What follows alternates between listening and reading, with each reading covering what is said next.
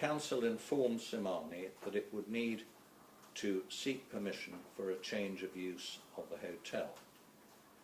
On 15th May 2025, Simani, having taken advice from the Home Office, informed the council in writing that it would not be submitting a temporary application for a change of use. The council did not reply.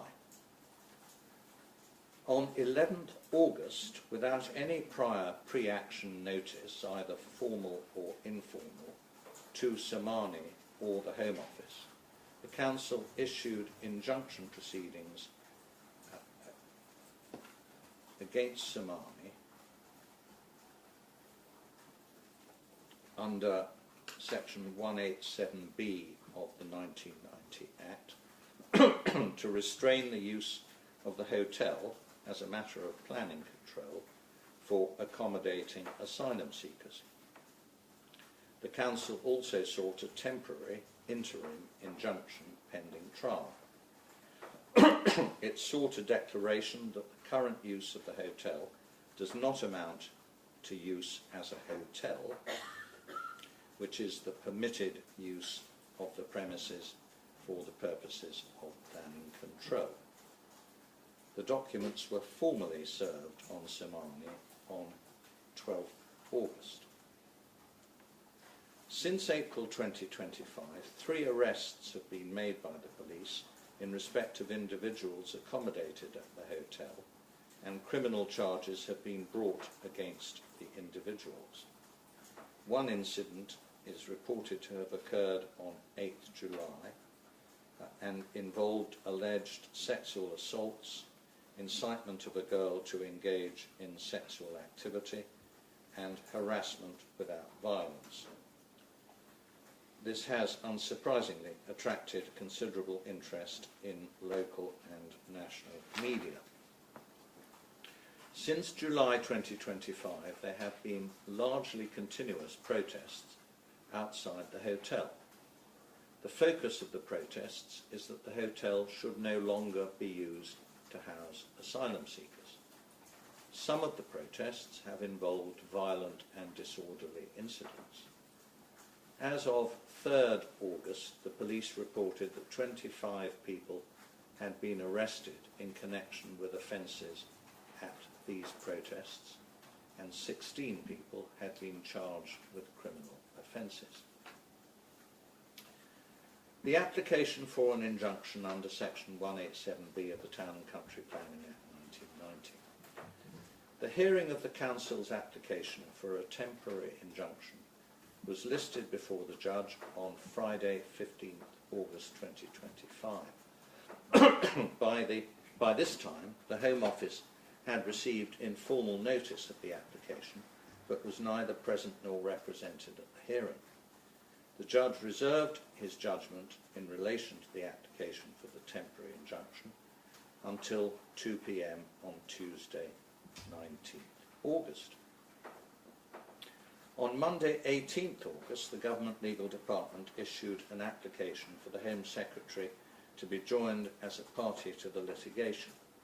This application was considered by the judge on 19th August, prior to the delivery of his reserved judgment. The application was supported by Simani, but opposed by the Council. In a short oral judgment, the judge gave his reasons for refusing the Home Secretary's application for party status. In short, he concluded that it was not, quote, desirable, unquote, a term used in the civil procedure rules, for the Home Secretary to be a party to the litigation. The judge then went on to hand down his reserved judgment. In that judgment, he gave his reasons for granting the Council the temporary injunction. Under the terms of the injunction, Simani was restrained from using the hotel for accommodating asylum seekers, howsoever described, or for using the hotel otherwise than as a hotel. The upshot of the injunction is that all 138 asylum seekers currently resident at the hotel will need to be relocated by 12th September, pending the final hearing in October.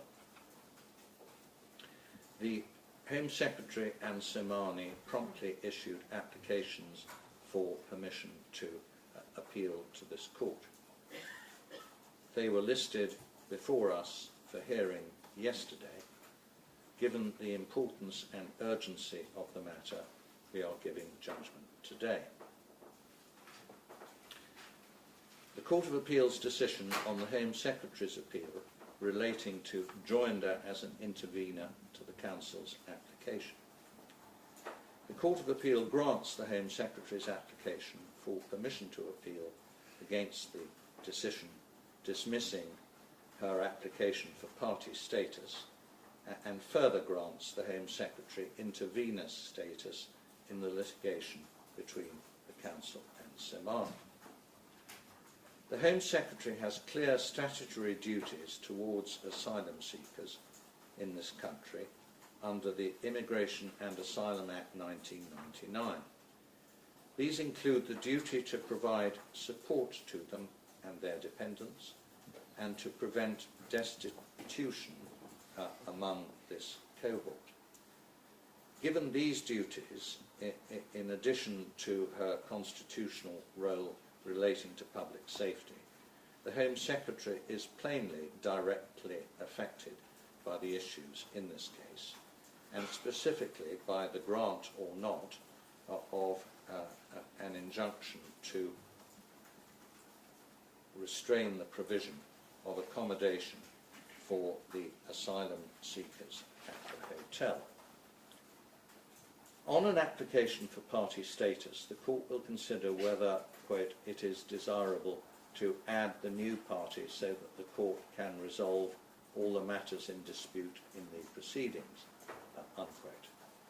Civil Procedure Rule 19.22.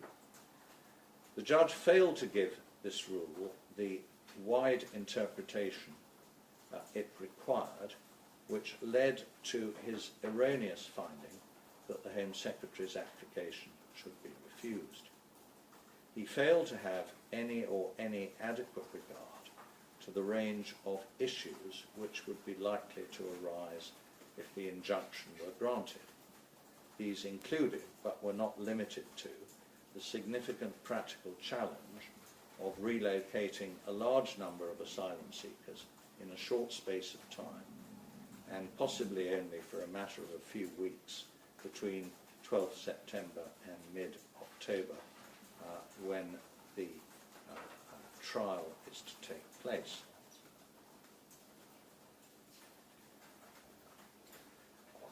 If the Council's application were to fail at trial, the hotel would be permitted to continue to operate as it is at present. The judge denied himself the opportunity to consider the wider range of public interest factors which would be relevant to this application. These, in our view, rendered it more than just merely desirable that the Home Secretary be enabled to participate in the court process. The judge needed to put himself in a position to determine the application from the most informed perspective. The Home Office was in a strong position to provide evidence relevant to the disputes and issues before the court at this interim stage and at the final hearing. We were unpersuaded that it would be sufficient for the Home Office to provide evidence for Somani to file. The provision of key evidence by someone outside the litigation to someone within the litigation hardly meets the expectation of a right to be heard.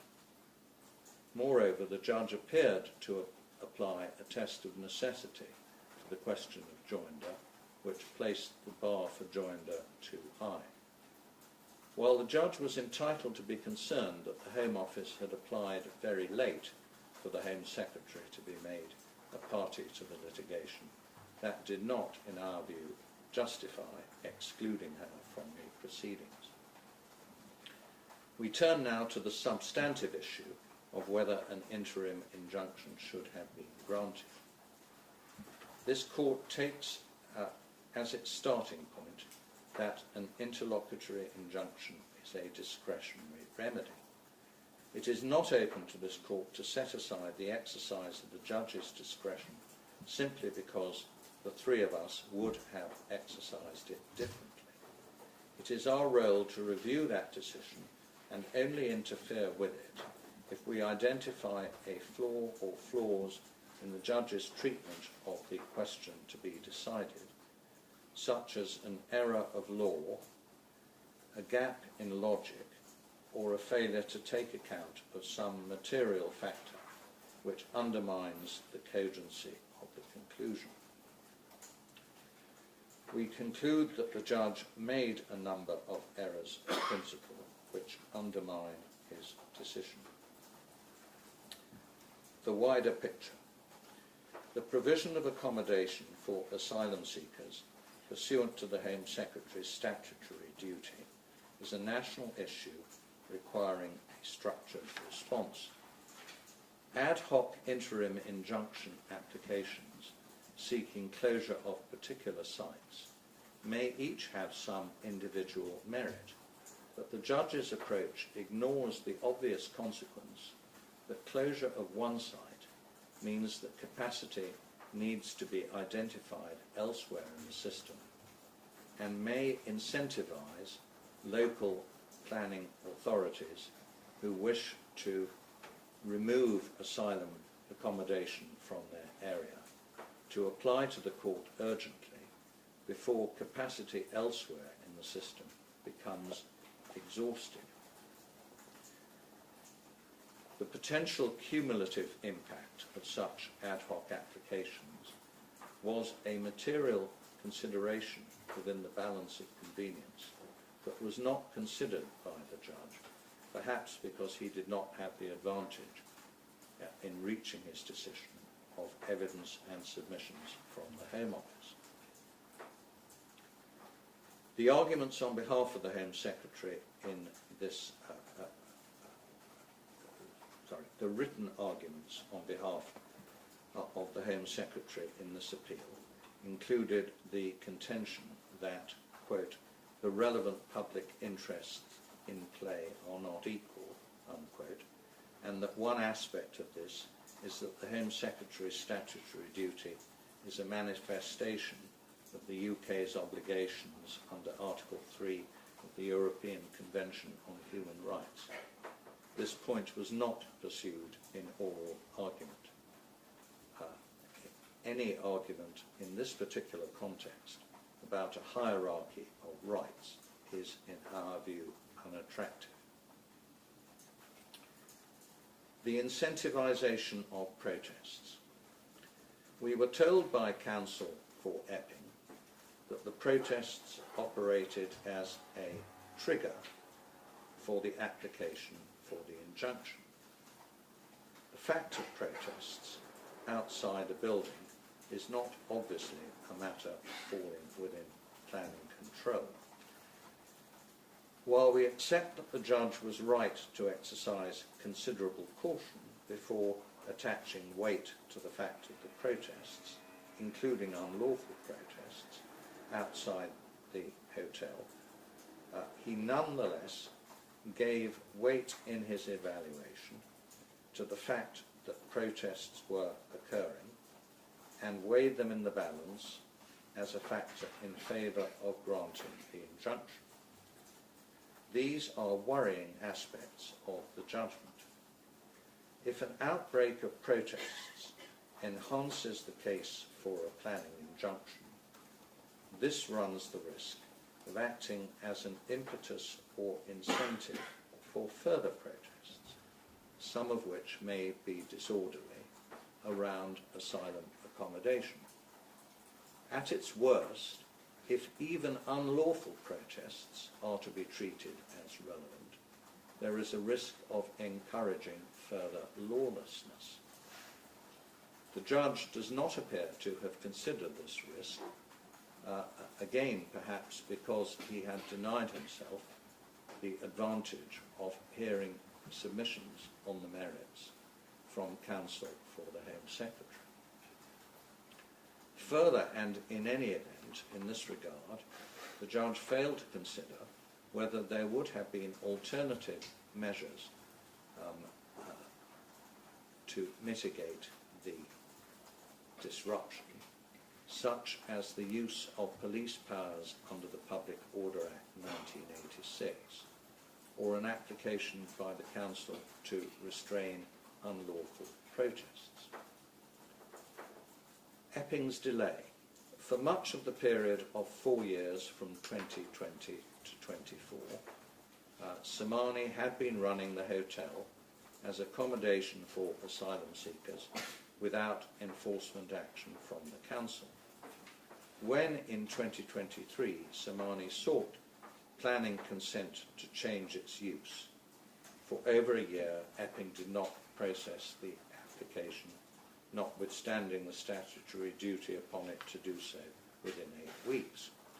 The Council was aware by 2025 that the hotel was once again to be used to house asylum seekers, and by its letter of 15 May 2025, Somani made clear that it had been advised by the Home Office that a planning application was unnecessary.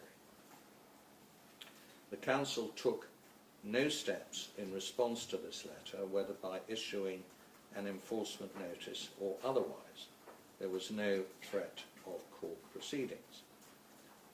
Somani was first made aware of any step of this kind when it received the court papers and the court bundle running to over 1,600 pages, together with a detailed skeleton argument prepared by leading and junior counsel.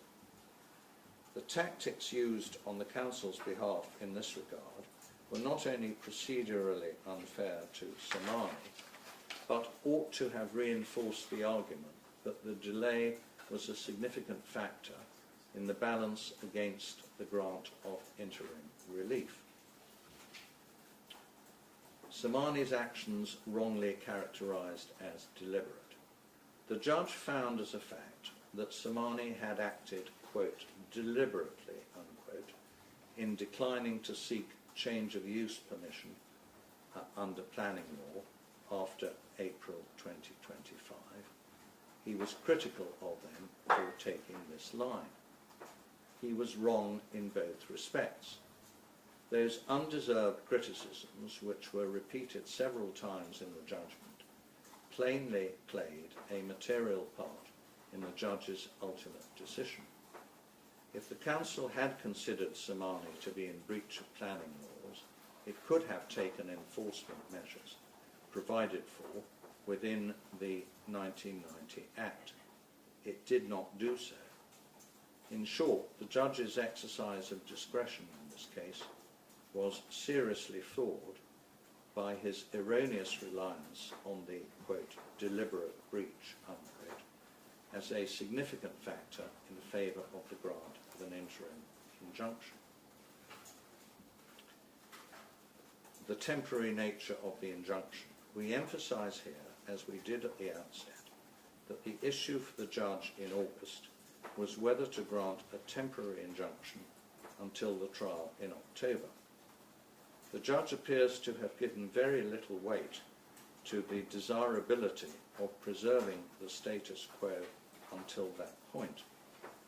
The risk of injustice to the residents of the hotel by being dispersed by 12th September, when the trial of the claim was to take place only some 6 weeks later, seems to have had oddly little resonance with the judge.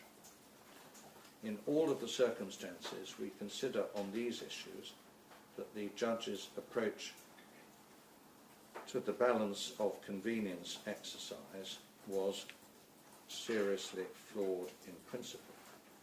The exercise of his discretion can therefore be reviewed on appeal. The Epping residents' fear of crime was properly taken into account by the judge as a factor in favour of the grant of an injunction, He described it as being of limited weight. The appellants do not say it was irrelevant. The council does not say it should be decisive. We agree that it is relevant, but in our view it is clearly outweighed in the American cyanamide balancing exercise by the undesirability of incentivising protests, by the desirability in the interests of justice of preserving the status quo for the relatively brief period leading up to the forthcoming trial, and by the range of public interest factors which we have discussed in our judgment. Therefore, we grant permission to appeal both to Somani and to the Home Secretary against the grant of the interim injunction. We allow the appeals and we set aside the injunction imposed on 19 August 2025. The case management directions given by the judge can remain in force, subject to any amendment necessitated by the joinder of the Home Secretary as an intervener. We direct that submissions on costs are to be exchanged and filed by 12 noon on Monday, 1st September, along with any suggested typographical or factual corrections which come to Council's attention. We end by recording our gratitude to Council for their helpful submissions.